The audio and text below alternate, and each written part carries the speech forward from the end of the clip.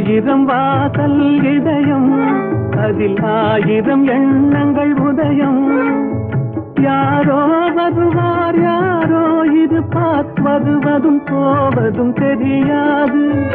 ஆயிரம் வாசல் இதயம், அதில் ஆயிரம் எண்ணங்கள் உதயம். யாரோ வருவார் யாரோ இருப்பார், வருவதும் போவதும் தெரியாது.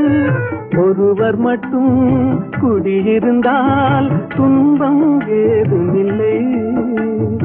ஒன்றிருக்க ஒன்று வந்தால் என்றும் அமைதி இல்லை.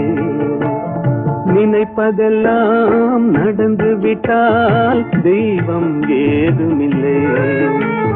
நடந்ததையே நினைத்திருந்தால் அமைதி என்றும் இல்லை.